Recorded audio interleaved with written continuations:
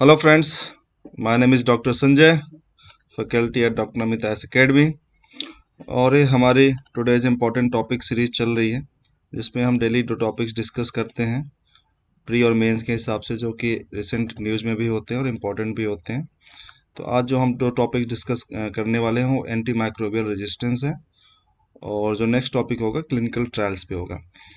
तो जैसे आप ये पिक्चर देख पा रहे हैं कि हमारी एंटीबायोटिक्स पड़ी हुई हैं। ये जो बैक्टीरिया है इन बायोटिक्स को खा खा के इतना स्ट्रांग हो गया, सुपरमैन बन चुका है। तो basic philosophy of anti microbial है, एंटी बैक्टीरियल रेजिस्टेंस है। ठीक है, कि अगर ओवर यूज आप एंटीबायोटिक करोगे तो आप नहीं खाओगे, वो बैक्टीरिया खाएगा और रेजिस्टेंस डेवलप करेगा। ठीक है, चलिए शुरू करते हैं फिर। तो मैं एक बार ब्रीफली डिस्कस करूंगा। ये हमारी TRT से 49 है। हमारा जो टारगेट है 300 टॉपिक्स कवर करने का है प्री और मेंस के लिए UPSC के हिसाब से। ब्रीफ में अपना डिस्कस करता हूँ। मेरा नाम doctor Sanjay. I have done my MBBS and appear in 3 interviews in UPSC। Please follow us in Facebook, Instagram and Telegram for latest updates. और एक इम्पॉर्टेंट अनाउंसमेंट है कि जो हमारा SCS 2021 का बैच है वो 21 जन से स्टार्ट हो चुका है, Monday to Friday 2 PM to 4:30 PM, both online and offline classes. जो ऑनलाइन और ऑफलाइन क्लासेस हैं वो आप एप्लीकेशन के थ्रू जो डिस्क्रिप्शन सेक्शन में है उससे आप जुड़ सकते हैं हमसे। हमारे यूट्यूब चैनल को भी सब्सक्राइब कीजिए और हमें सपोर्ट कीजिए। ठीक है, तो इंट्रोडक्शन अगर देते हैं तो what is anti microbial resistance, क्या होता है, एक बेसिक डिफिनेशन उसके बारे में पढ़ते हैं। So anti microbial resistance or AMR occurs when microbes evolve mechanism to that protect them from effects of anti microbials. तो ये एक बेसिक डिफिनीशन हो गई एंटी माइक्रोबियल रेजिस्टेंस की। उसी का एक जो एक टर्म होता है जो ज़्यादा यूज होता है वो होता है antibiotic resistance, ABR। It's subset of anti microbial resistance as it applies to only bacteria that has become to resistance to antibiotic. ठीक है, तो एंटी माइक्रोबियल में बहुत सारे माइक्रोबियल्स हैं, जैसे फंजाई हो गई तो एंटी फंगल के अगेंस्ट रेजिस्टेंस हो गया, वायरसेस हो गए तो एंटी वायरल के अगेंस्ट रेजिस्टेंस हो गया, प्रोटोजोअस हो गए तो एंटी प्रोटोजोअल जो ड्रग्स है उनके अगेंस्ट रेजिस्टेंस हो गया, और जो बैक्टीरिया है उनके लिए एंटीबायोटिक के अगेंस्ट रेजिस्टेंस होगा। तो इसे हम बोलते हैं AMR, anti microbial resistance. But जो हमारी जो मेजर प्रॉब्लम हो रही है वो जो मेजर प्रॉब्लम उसको हम बोलते हैं ABR, एंटी बैक्टीरियल रेजिस्टेंस। अब यहाँ पे 2 टर्म्स एक्सप्लेन करूंगा जो कि डायरेक्टली प्री के में ऑप्शनल की तरफ पूछा जा सकता है। First is what is multi drug resistance and what is extensive drug resistance and totally drug resistance. Okay, so when microbe resistance to multiple antimicrobials, it is called as multi drug resistance. Okay, ठीक है, and those bacteria that are considered extensively drug resistance are totally drug resistance or sometimes called as super bug. तो important question आ सकता है super bugs क्या होते हैं, ये मल्टी ड्रग रेजिस्टेंस होते हैं या एक्सटेंसिव या टोटली ड्रग रेजिस्टेंस होते हैं। तो सुपर बग की जो खास बात होती है वो किसी भी बैक्टीरिया एंटी बैक्टीरियल जो ड्रग्स होती हैं उसको किसी में से भी रिस्पॉन्ड नहीं करते हैं। बट मल्टी ड्रग रेजिस्टेंस क्या होता है कि दो तीन जो ड्रग्स है उसके अगेंस्ट तो रेजिस्टेंस है, बट किसी न किसी ड्रग से काम चल जाएगा। बट सुपर बग में कोई भी एंटी बैक्टीरियल ड्रग एंटीबायोटिक काम नहीं आएगी। Okay, so what is next mechanism? So what is the mechanism of this antimicrobial resistance or antibacterial resistance? So resistance in bacteria can arise naturally by genetic mutation, this is the first reason, or by one species acquiring the resistance from another one. तो क्या होता है, आपको पता है genetic mutations are very common. जो bacterial gene है अगर उसमें कोई म्यूटेशन आता है तो उसके कारण क्या होता है कि वो रेजिस्टेंस डेवलप होती है। या फिर ऐसा हो सकता है कि जो बैक्टीरिया है जो जिसने ऑलरेडी रेजिस्टेंस एक्वायर कर रखी है वो अपना रेजिस्टेंस किसी दूसरे बैक्टीरिया को ट्रांसफर कर दे। जैसे हमने शुरू में जो डायग्राम देखा था इसको बोलते हैं एंटीबायोटिक रेजिस्टेंस जीन, जिनको बोलते हैं जो कि दो बैक्टीरिया जो होते हैं दूसरे बैक्टीरिया अदर बैक्टीरिया से एक्वायर करते हैं। ठीक है, सो ये 2 मोड होते हैं acquisition of antimicrobial antibacterial resistance. So resistance can appear spontaneously because of random mutation, that is also A option. ठीक है, means genetic mutation. However extended use of antimicrobials appears to encourage selection for mutation which can renders antimicrobial ineffective. इसे बोलते हैं selective mutation. ठीक है, तो ये भी एक रीजन हो सकता है। It is estimated that 7 lakh to several million death result per year and continue to pose a major public health threat worldwide. WHO estimate 350 million deaths could cause because of antimicrobial resistance by 2050. By then yearly death toll will be 10 millions. सो आप इससे समझ सकते हैं WHO ने जो predict किया है उसके कारण जो होता है कि ये कितनी बड़ी समस्या क्रिएट होने वाली है। ठीक है, नेक्स्ट अगर देखते हैं इसकी मैकेनिज्म, तो इसकी मैकेनिज्म बहुत सिंपल है। हाउ एंटीबायोटिक रेजिस्टेंस अकर, जैसे some bacteria in the human body are drug resistant, then antibiotics kills bacteria but not those resistance to drug naturally. Then resistance bacteria then have space to multiply and bacteria can even transfer their drug resistance to other bacteria. So ये दो major events होते हैं जिनके कारण antibiotic resistance develop होता है। ये WHO guideline है, इसको आप देखिए। जो एंटीबायोटिक रेजिस्टेंस है इसके मोड्स क्या क्या हो सकते हैं। So antibiotics are given to food producing animal and crops. So जो हम livelihood के food and crops में use करते हैं antibiotics. Then animal develop drug resistance bacteria in their gut, and then drug resistant bacteria reaches to human through environment, water, soil, air or by direct human animal contact. So इससे क्या होगा, drug resistant bacteria spread to the general public. एक one mode हो गया। दूसरा mode option क्या हो गया कि antibiotics are given to patient which can result in drug resistance bacteria developing in the gut, then patient attend the hospital और clinic, then drug resistance bacteria spread to other patient through poor hygiene and unclean facility. इसको बोलते हैं hospital acquired. ठीक है, नोसोकोमल infection. ठीक है, तो ये दो मैकेनिज्म हो गए बेसिकली। ठीक है, अगर हम कॉजेस की बात करते हैं, इनके कॉजेस क्या होंगे ऑप्शन में पूछ सकते हैं। एक्चुअली यूपीएससी में क्वेश्चन भी आया हुआ था इस बात पे, आप देखिएगा 2019 या 20 में कि what are the causes for the drug resistance. ठीक है, so antimicrobial resistance mainly caused by the over use of antimicrobials. This leads to microbe either evolving a defence against the drug used to treat them, or certain strains of the microbe that have natural resistance to antimicrobial become much more prevalent than one that are easily defeated with medication. तो हम किस topic की बात कर रहे हैं, इस जो थर्ड पॉइंट है इसकी बात कर रहे हैं। सो अदर कॉजेस में क्या होगा कि नेचुरल ऑकरेंस फर्स्ट कॉज, कि मतलब बैक्टीरिया के अंदर नेचुरली ही ड्रग के अंदर रेजिस्टेंस जीन है। देन ओवर मेडिकेशन, जिसमें आप सेल्फ मेडिकेशन की बात करते हो, आप जानते हो कि ओवर द काउंटर जो ड्रग्स होते हैं कि आप कोई भी सर्दी खांसी कुछ भी होती है, आप जाके मेडिकल स्टोर से ड्रग उठा के लेके आते हो, कोई भी ड्रग ले रहे हो, कोई भी एंटीबायोटिक ले रहे हो, सेल्फ मेडिकेशन कर रहे हो, फार्मासिस्ट से पूछ रहे हो, डॉक्टर से प्रिस्क्रिप्शन नहीं ले रहे हो, तो ये सेल्फ मेडिकेशन के कारण आप जो एंटीबायोटिक लेते हो उसके कारण भी माइक्रोबियल रेजिस्टेंस की पॉसिबिलिटी बढ़ जाती है। देन क्लिनिकल मिसयूज और ओवर प्रिस्क्रिप्शन। सो आजकल आपको पता है कि आजकल जो एंटीबायोटिक प्रिस्क्रिप्शन है बहुत ज़्यादा हो रहा है, बहुत स्पेशली डेवलपिंग कंट्रीज में बहुत ज़्यादा, विदाउट एनी रेगुलेशंस। कोई भी एंटीबायोटिक बिना ब्रॉड स्पेक्ट्रम नैरो स्पेक्ट्रम कुछ भी एंटीबायोटिक हो डॉक्टर्स के द्वारा, इसमें डॉक्टर्स भी कल्प्रिट हैं, एक ऑप्शन ये हो गया। देन इन्वायरमेंटल पोल्यूशन, जैसे सीवेज ट्रीटमेंट प्लांट हो गए, उनके कारण जो एनवायरनमेंट में एंटीबायोटिक रेजिस्टेंस डेवलप हो रहा है, जो गट जो सीवेज में बैक्टीरिया हैं उसमें। देन फूड प्रोडक्शन, जैसे लाइव स्टॉक और पेस्टिसाइड जो यूज़ करते हैं फूड के लिए, तो उसके थ्रू भी आप देखोगे कि एंटी माइक्रोबियल रेजिस्टेंस डेवलप हो रहा है। देन एक इम्पॉर्टेंट स्टडी है 2020 में की गई है कि non antibiotic pharmaceutical link to antibiotic resistance. मतलब अगर हम अभी तक हमने जो देखा है, जो जनरल नोशन ये है कि एंटीबायोटिक्स के ओवर यूज या मिस यूज के कारण ही एंटीबायोटिक रेजिस्टेंस डेवलप होता है। बट ये Queensland research, university of Queensland में रिसर्च हुई है, उन्होंने बोला है कि जो एंटी इन्फ्लेमेटरी ड्रग होते हैं, जैसे सिंपल सी ड्रग हो गई, पैरासीटामोल हो गई, ठीक है, आइबुप्रोफेन, ये सब एंटी इन्फ्लेमेटरी ड्रग्स होती हैं, और lipid lowering cholesterol drugs like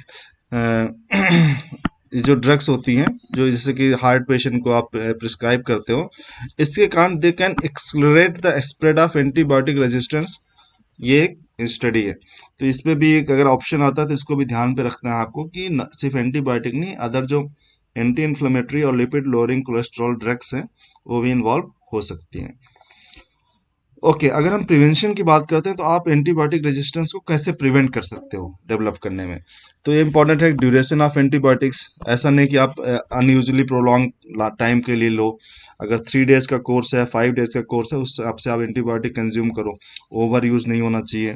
then monitoring and mapping होनी चाहिए कि जो ड्रग्स ली गई है उसका इफेक्ट क्या है, उसकी सेंसिटिविटी क्या है। इन सब के बेसिस पे आपको ड्रग्स प्रिस्क्रिप्शन देने हैं। Then limiting the antibiotic use. जैसे कि अभी हम जो कॉमन फिनोमेना है कि जो आपको पता है कि जो एंटीबायोटिक है वो कॉमन कोल्ड में इफेक्टिव नहीं है, जो हम बोलते हैं सीजनल कोल्ड जो होता है, बट आपको पता है कि उस पर भी लोग एंटीबायोटिक लेते हैं। तो इसलिए हमें एंटीबायोटिक का यूज़ तभी करना है जब उसकी ज़रूरत हो, ठीक है, और डॉक्टर के प्रिस्क्रिप्शन के बेसिस पे। देन वाटर सैनिटेशन और हाइजीन को मेंटेन करना है ताकि ड्रग रेजिस्टेंस जो बैक्टीरिया है वो स्प्रेड ना हो, कम्युनिटी ट्रांसमिशन ना हो। देन इंडस्ट्रियल वेस्ट ट्रीटमेंट होना चाहिए ताकि जो उनके अंदर जो एंटीबायोटिक्स एंटी माइक्रोबियल जो प्रॉपर्टीज हैं अगर वो सीवेज में जा रही हैं तो उसको भी ट्रीट करेंगे तो बेटर रहेगा ताकि उनके अंदर एंटी माइक्रोबियल रेजिस्टेंस डेवलप ना हो। Then management of animal use, जैसे कि हम लाइव स्टॉक रियरिंग करते हैं तो उसमें एंटीबायोटिक यूज करते हैं, जैसे चिकन्स को खिला रहे हैं या काउज में जो एंटीबायोटिक्स इंजेक्शंस दे रहे हैं वो हमको मैनेज करना होगा। Then global action plan and awareness, क्योंकि आपको पता है कि जो एएमआर है ये एक बहुत बड़ी हेल्थ प्रॉब्लम क्रिएट हो रही है, ये वर्ल्ड वाइड है। इसका इफेक्ट, जैसे कोरोना का जो इफेक्ट है वो सिर्फ इंडिया में, सिर्फ चाइना में ओरिजिनेट हुआ तो चाइना तक सीमित नहीं रहा। वैसे जो एंटीबायोटिक, अगर कोई ड्रग रेजिस्टेंस बैक्टीरिया इंडिया में इवॉल्व हुआ है तो that has possibility to spread throughout the world. तो इसके लिए हमें ग्लोबल एक्शन प्लान और अवेयरनेस की जरूरत है, ठीक है। ओके। तो एक इम्पॉर्टेंट है कि डब्ल्यू की जो 68th वर्ल्ड हेल्थ असेंबली है मई 2015 में, उसने जो प्रपोज किया था global action plan on anti microbial resistance, ठीक है। So world health assembly endorse the global action plan to tackle the anti microbial resistance including the antibiotic resistance, the most urgent drug resistant trend. Okay, to achieve this goal the global action plan set out 5 strategic objectives. यहाँ पे देखिए, to improve the awareness and understanding of antimicrobial resistance, to strengthen the knowledge through surveillance and research, then to reduce the incidence of infection, to optimize the use of antimicrobial agents, and develop the economic cases for sustainable investment that take account the needs of all countries, and increase investment in new medicine, diagnostic tools and vaccines and other intervention। तो ये 5 strategic objectives हैं जिनको हमें achieve करना है। तो ये question आपके प्री में आ सकता है, किस हेल्थ असेंबली ने इस एक्शन प्लान को अडॉप्ट किया है, किस सन में अडॉप्ट किया गया है, और उसके स्ट्रेटेजिक ऑब्जेक्टिव्स क्या हैं, ठीक है। अब इंडिया की अगर बात करते हैं कि इंडिया ने भी क्या किया है कि इस डब्ल्यूएचओ के इस प्लान के उसके लिए समर्थन के लिए अपना खुद का national action plan on anti microbial resistance launch किया है 2017 से लेके 21 तक के लिए, ठीक है। इसको एनएपी या एएमआर बोलते हैं। इसके ऑब्जेक्टिव्स क्या हैं, इसके क्या प्रायोरिटीज हैं।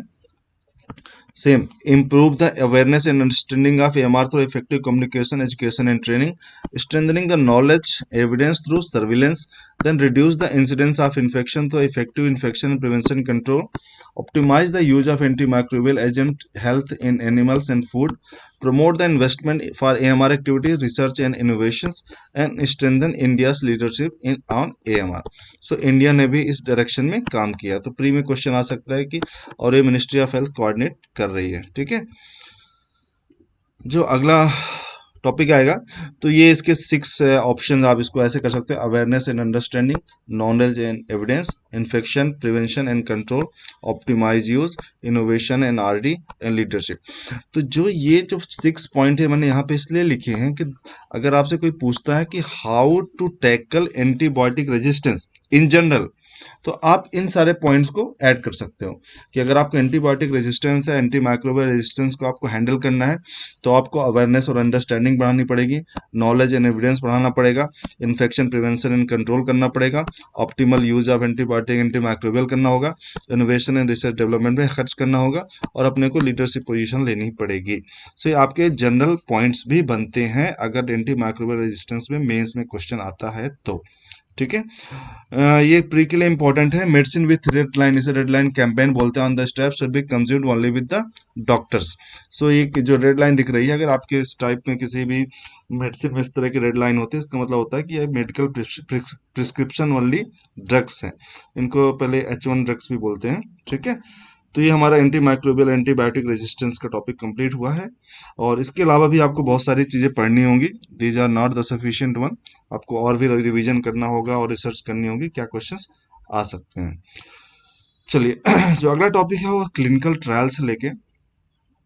तो क्लिनिकल ट्रायल क्या होते हैं, इसके बारे में बेसिक अंडरस्टैंडिंग हम देखते हैं। ठीक है। तो जो अभी लेटेस्ट न्यूज़ है आज की, देखिए इसमें बोला गया है कि जो serum institute seek DGCI nod for clinical trials of Covid vaccine Covovax it is a Covid nine vaccine developed by the Novavax. ठीक है। सो ये क्लिनिकल ट्रायल क्या होते हैं, क्योंकि आप अक्सर न्यूज़ में पढ़ते होंगे क्लिनिकल ट्रायल ये हो रहे हैं। अभी आपको पता है कि कोरोना वैक्सीन बहुत सारे डेवलप हुई हैं, उसमें क्लिनिकल ट्रायल्स चल रहे हैं स्टार्टिंग से पिछले 6-7 मंथ से। सो क्लिनिकल ट्रायल्स क्या होते हैं, इनके इशूज़ कौन से इन्वॉल्व होते हैं, इनके फेजेस कौन कौन से हैं, ये सारी चीज़ें हम इसमें ब्रीफली देखेंगे। ठीक है। Okay. Clinical research in medical research is a medical research involving people. तो ये सबसे इंपॉर्टेंट ये एस्पेक्ट है, इसमें लोगों का इन्वॉल्वमेंट होता है। These are two types, observational studies and clinical trials. Clinical trials are research studies performed in the people that are aimed at evaluating medical, surgical, or behavioral intervention. Often, clinical trial is used to learn if new treatment is more effective and or less harmful side effect than the standard treatment. तो इसका basic objective होता है clinical trial का। ठीक है। Okay. अगर हम phases की बात करते हैं तो इसमें जो 5 फेजेस होते हैं स्पेशली। ठीक है। तो आप इसमें देखते हैं कि रिसर्च इन डिस्कवरी फेज होता है, देन क्लिनिकल डेवलपमेंट फेज होता है, then manufacturing and supply chain phase होता है, then launch and commercial phase होता है, then post market surveillance and patient support phase होता है। तो अर्ली फेज में क्या होता है कि इससे optional, it is first thing to know, it is optional phase, आप ये मैंडेटरी नहीं होता है। First human trial single sub therapeutic dose to study the drug given to small number, means इसमें 10 से 15 लोगों को ड्रग्स दे के आप देखते हैं कि उसका इफेक्ट क्या, कोई साइड इफेक्ट तो नहीं आ रहा, मेजर इफेक्ट साइड इफेक्ट तो नहीं है, इसके लिए करते हैं। देन फेज 1 में क्या होता है, इसको हम 10 से बढ़ा के इसको 100 लोगों पे रिसर्च करेंगे कि फिर उसमें हम क्या स्पेशली देखते हैं कि पोटेंशियल साइड इफेक्ट क्या होगा और इसकी सेफ डोज क्या होगी, ये दो चीज़ें देखते हैं। देन फेज 3 में हम क्या देखते हैं, इसकी एफिकेसी की स्टडी करते हैं। ठीक है। इसमें हम 20 to 80 लोग देखते हैं, इसमें फिर 100 to 300 लोगों के बीच ट्रायल करते हैं। ठीक है। Then testing with much number, इसमें हम क्या कितने लोग फिर ले लेंगे, 1000 से 3000 लोगों के बीच स्टडी करेंगे। टू कंफर्म, तो इसमें हम क्या करेंगे, इफिकेसी को डिटरमाइन करते हैं, बट इसमें हम इफिकेसी को कंफर्म करते हैं और इसकी इफेक्टिवनेस की भी जांच करते हैं और इसके मॉनिटर करते हैं साइड इफेक्ट्स को अदर ट्रीटमेंट से। देन ये होता है पोस्ट मार्केटिंग स्टडीज होता है, एंड इसमें delineate the risk benefit and optimal use को हम जनरल पॉपुलेशन में देखते हैं। ओके। ये आपको बेसिकली क्वेश्चन इस तरह नहीं पूछा जाएगा, बट आपको फेजेस बेसिकली ब्रीफ में याद होना चाहिए कि फेज 2 ट्रायल में क्या होता है, क्योंकि क्लिनिकल ट्रायल जो है इस साल काफ़ी न्यूज़ में रहा है बिकॉज ऑफ कोविड वैक्सीन के कारण। तो ये आप बेसिकली याद रखिएगा कि प्री में क्वेश्चन आ सकता है बहुत स्टेट या यूपीएससी में कि फेज 2 ऑफ क्लिनिकल ट्रायल क्या होता है, फेज 3 में क्या होता है, क्योंकि आपने देखा होगा कि फेज 2 हमारे क्लिनिकल ट्रायल स्टार्ट हो चुका है, फेज 3 क्लिनिकल ट्रायल स्टार्ट हो चुका है, न्यूज़ में बहुत ज़्यादा आया है। ठीक है। तो इसको आप बेसिकली याद रखिएगा। देन कुछ टर्म्स है इंपॉर्टेंट है, तो इसमें याद रखेंगे जो फेज 0 और फेज 5 जो होते हैं ऑप्शनल होते हैं, और जो फेज 1, 2 और 3 होते हैं, 4 होते हैं, वो मैंडेटरी होते हैं। जो फेज 5 होता है मार्केटिंग फेज होता है। ठीक है। वो इंपॉर्टेंट नहीं। Okay. Clinical trials are preceded, तो क्लिनिकल ट्रायल से पहले preceded by the pre clinical trial. Pre clinical trials क्या होते हैं, which are done on animals. ये इंपॉर्टेंट है कि क्लिनिकल ट्रायल स्टार्ट करने से पहले हमको प्री क्लिनिकल ट्रायल करना होता है जो कि एनिमल्स में होते हैं। इसमें 2 वर्ड्स का काफ़ी इंपॉर्टेंस होता है, good lab practices and good clinical practices. तो GLP एंड GCP ये क्या होते हैं, तो अगर पहले राइट क्वेश्चन था कि GLP और GCP किससे एसोसिएटेड है, तो क्लिनिकल ट्रायल से एसोसिएटेड है in general, but good lab practices is associated with the pre clinical trial, क्योंकि जो प्री क्लिनिकल ट्रायल होता है मोस्टली एनिमल्स में होता है, तो उसमें जो लैब उनके साथ जो ट्रीटमेंट होगा वो गुड लैब प्रैक्टिसेस में आएगा। Good lab practices is followed by the clinical trial where is the clinical trials. इसमें क्या करते हैं, गुड क्लिनिकल प्रैक्टिसेस और गुड लैब प्रैक्टिसेस दोनों फॉलो होते हैं किसमें, क्लिनिकल ट्रायल्स में। ओके, मैं इसको डिक्लेयर करता हूँ एक बार फिर से कि जो जीएलपी होता है, गुड लैब प्रैक्टिसेस होता है, वो आपको प्री क्लिनिकल ट्रायल फेज में होता है, और जीएलपी और जीसीपी आपको दोनों जो है क्लिनिकल ट्रायल्स में या मींस ह्यूमन ट्रायल्स में यूज करने होंगे। तो गुड क्वेश्चन आ सकता है कि जीसीपी क्या है, गुड क्लिनिकल प्रैक्टिसेस क्या है।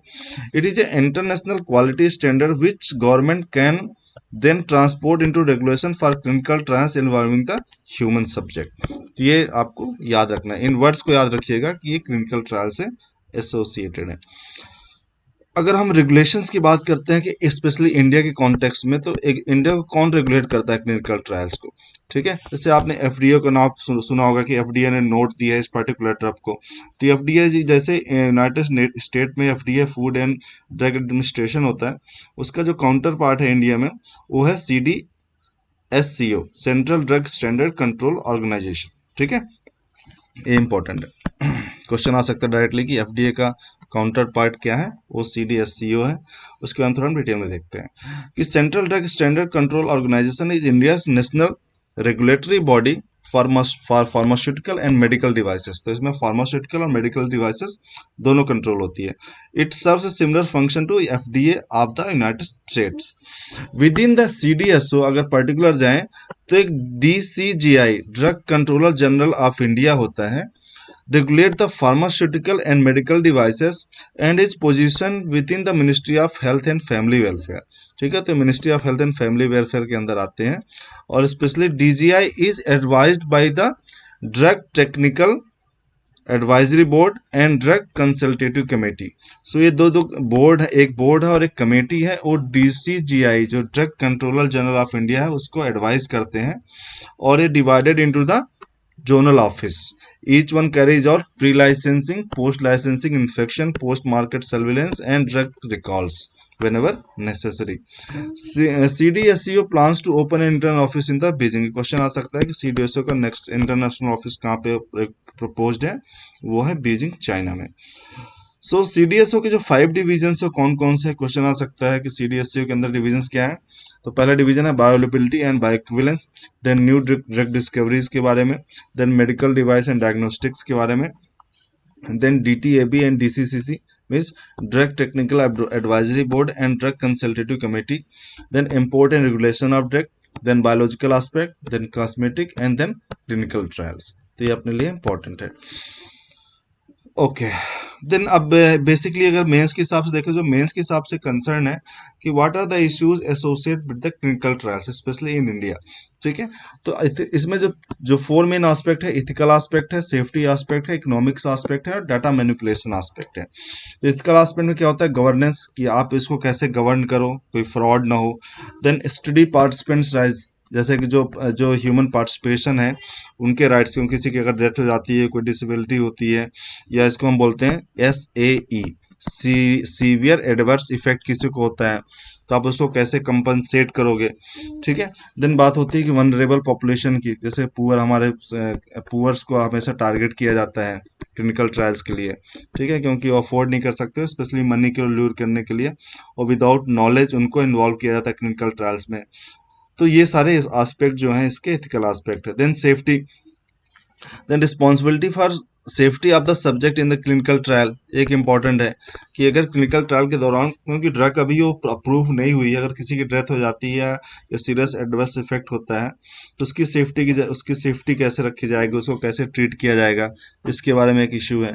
Then economics, clinical trial cost और रिजल्टेंट ड्रग प्राइजेस, क्योंकि क्लिनिकल ट्रायल्स इतने इजीली नहीं होते हैं, इतने आसान नहीं होते हैं, बहुत ही ज़्यादा कॉस्टली होते हैं। तो इनके फाइनेंस कौन करता है इन क्लिनिकल ट्रायल्स को, और उसी कारण जो ड्रग की कॉस्ट होगी उस पर क्या इफेक्ट पड़ेगा, ये एक इश्यू होता है, ठीक है। एंड डाटा मैनिपुलेशन, कई बार क्लिनिकल ट्रायल्स के जो रिजल्ट होते हैं, जो कि उनको मैनिपुलेट किया जाता है कि दिखाने के लिए। जैसे कोविड वैक्सीन है, एक होड़ सी लगी थी कौन सबसे पहले कोविड वैक्सीन लॉन्च करेगा, अब उस वैक्सीन को लॉन्च करने के लिए क्या होता है कि आपको डेटाज आपको आप क्लूशन के थ्रू आप उस डेटा को मैनिपुलेट कर सकते हो दिखाने के लिए कि हमारी वैक्सीन सबसे सेफ सिक्योर और पोटेंट है। तो उस वो भी इश्यूज हैं। तो ये सारे इश्यूज को आपको ध्यान रखना और एड्रेस करना। एक स्टडी की गई कि जो 2017 में बोला गया था एक स्टडी के थ्रू कि इंडिया में अप्रॉक्सीमेटली 25,000 डेथ्स हुई हैं इन 10 ईयर्स, डायरेक्ट और indirectly involve in the clinical trial.